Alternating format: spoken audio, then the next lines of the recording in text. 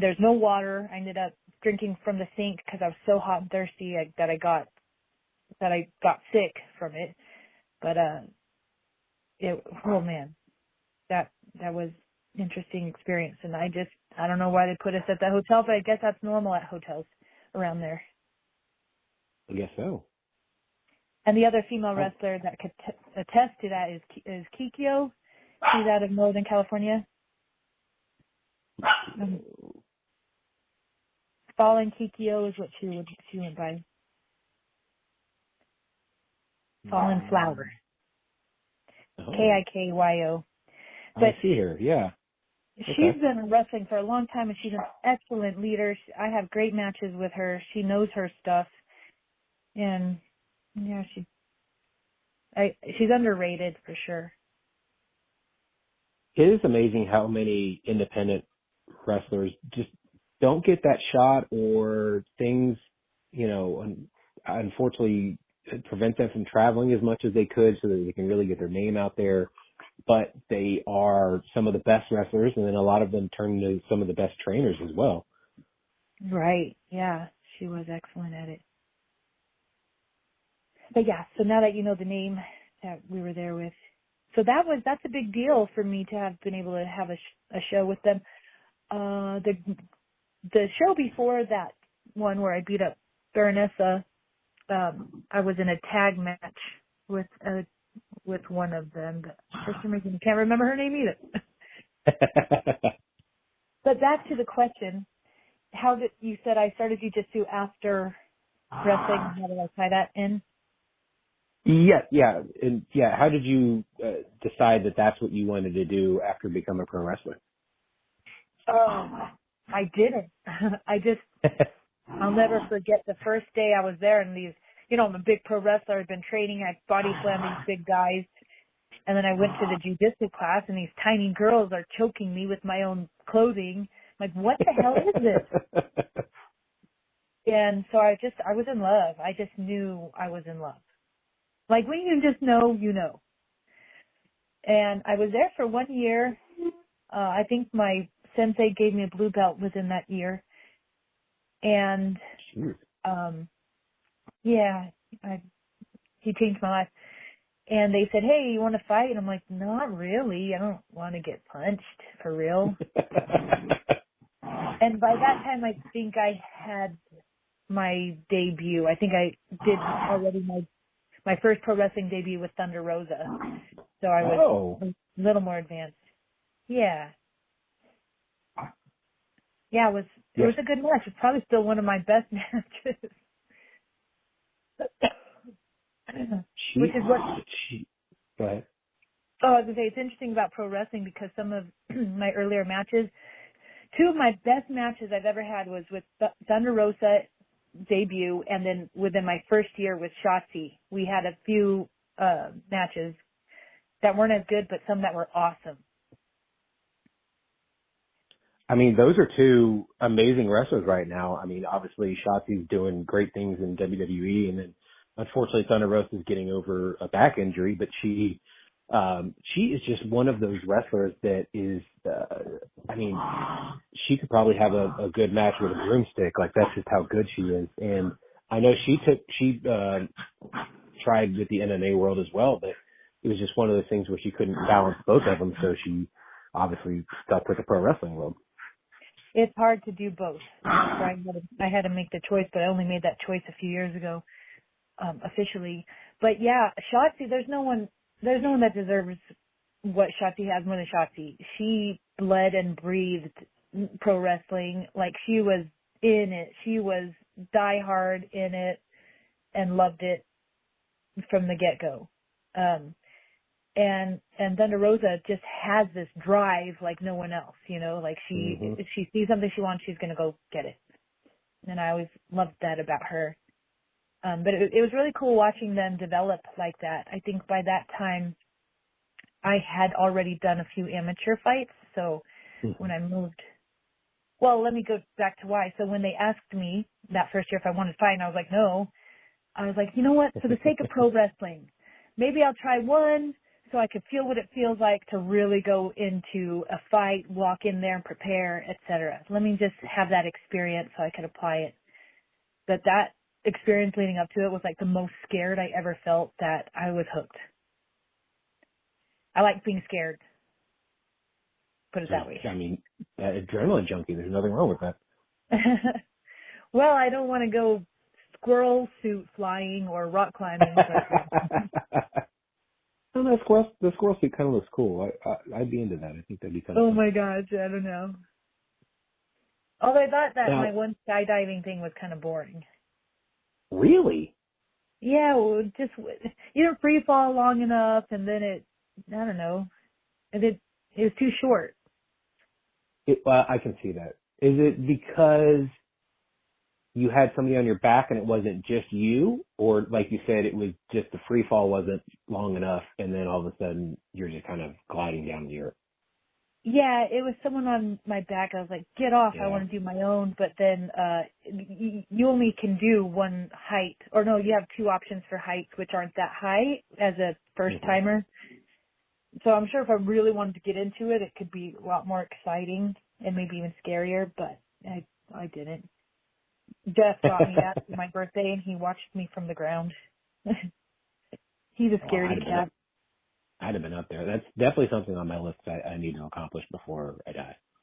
Well, definitely choose the higher elevation. It's worth it. Oh, I imagine, yeah. And I have heard that you have to have a certain amount of jumps under your belt before you can do it on your own. Yeah. So I think just that one would be fine by me. Yeah, and that's what I thought too. But then maybe you could go squirrel shooting after that. Exactly. Just check both these things off my list. No big deal. Yeah. I don't want to squirrel shoot. But, you never know. That could be better than skydiving. I mean, it looks like it is because you can like direct yourself, and it's more like flying. I always wanted to fly. I mean, who doesn't? Superman makes it look so cool. It's true. Ever since I was a little kid, that's the one thing I'd wish for. That's what I wished for my whole life as a child, to be able to fly. Well, I mean, that leads to, would you rather fly or teleport? Where would I teleport to? Different realities or different eras? Oh, see, now you answered it. You opened another box. That would be almost more interesting than regular teleportation, just, on this plane. If you go to different dimensions, that would be the best teleportation. Oh, yeah, because maybe you were just asking teleport to different locations at this time. Right. Yeah. Kind of like when you're flying, like wherever you're going to fly to, that's just where you would teleport to. Yeah, I would rather fly just because of the joy of flying. That's why I like riding my motorcycle. But to teleport in the same time frame, I don't need to go over there. I could just drive or ride my motorcycle or not go. It's about the journey for you. It's not about the destination. Well, I maybe hopefully, because my problem always is trying to get to a goal to obtain it, and I had to slow my life down and say it's not about the goal, it's about the journey. So hopefully I'm changing that up a little bit. But I love the flight. Have you tried one of those like iFly places where it's like you're indoor skydiving? Yes, I did.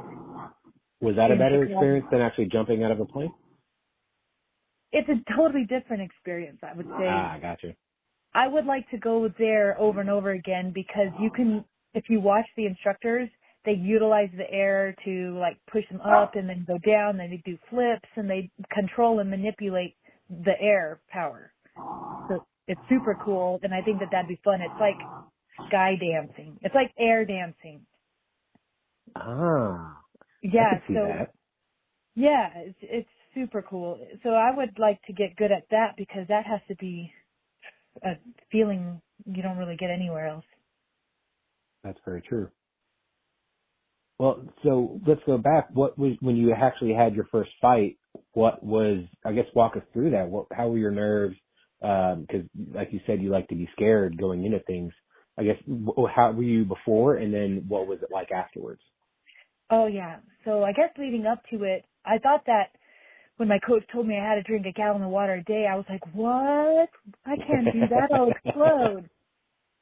For fights now, I drink up to 3 gallons a day, by the way. Yeah, I was going to say, 1 is what you're supposed to be drinking. Yeah, everybody should be drinking at least a gallon a day. But I guess I never measured what I drank, so I didn't know. But I felt scared, and then I saw my opponent, and I, looked at her pictures, and then I started talking shit in my own head, like cutting promos in my own head. And I'm like, this is a real promo. Like, if I could outwardly speak my thoughts and record it, this would be a genuine promo. So at least I knew how to tap into that feeling for promos, which I wasn't the best at the beginning of pro wrestling. Definitely better now, as pro wrestling's also helped me with acting. I'm a much better actor than I ever have been since pro wrestling. But yes, I just was fucking scared. I don't know. And then it was for a promotion, King of the Cage, that was not state sanctioned, so it was on reservations and casinos. Right. And so we weren't going to wear shin guards. I'm like, I don't even know how to kick. What if I break my shin? I was just scared about things like that. They're like, your jiu-jitsu's good enough. Don't worry about kicking and punching. So I'm like, okay. But, as soon as I walked into the cage after her and I looked across the cage and I looked at her eyes, her body shrank. Like, she just slouched and shrank. And she just looked, and I knew it was over. I was like, oh, that's it? Okay. And what boxer said it? He said he could tell if he's going to win or not as soon as he looks at his opponent. I've heard that, yeah. Was it Ali? Was it Muhammad? Maybe. Yeah. I'll have to think we'll say Muhammad Ali. I do think he said that. Like, you can, and so what's interesting is I do that with my MMA fights now. I'll keep the eye contact with them, and I don't break it, right? But the one and only time I lost of my 9 fights, including amateur, they didn't let her corner didn't let her look at me across the cage until the bell would go. Yeah, I was like, man, they were smart, because that's like psychological, and that's where I feel like my strength is. Well, now your opponents know in the future what to not do before a fight. Exactly. So what did you feel like afterwards? Was that fear still there and you wanted to do it again, or was it something that you were just like, okay, well, did that? So I was on top of her at one point, and I could hear her corner saying, you're okay, Lexi, you're okay. And I'm like, you're not okay. You just backed up. I took you down, and you're laying there not doing anything. And I'm not even exaggerating. I was like, this is boring. Get up. Like, in a pro wrestling match, you have to work and make a show. And I was like, that was my biggest fear, is at that moment, it was so boring that I needed her to do something. And I even said, my best friend will remember this. She said that when her coach was yelling her, you're okay. I'm like, you're not okay. And what I meant is get up so we can fight. Like, do something. Anyway, probably felt like it was longer than it was, but then I could have just pummeled her. Like, nowadays I'm not so nice, but I just finished it with an arm bar to get it over with, because she wasn't doing anything. So I thought it needed to be more of a show, but then it ended, and then afterwards I felt totally unsatisfied, like just unfulfilled.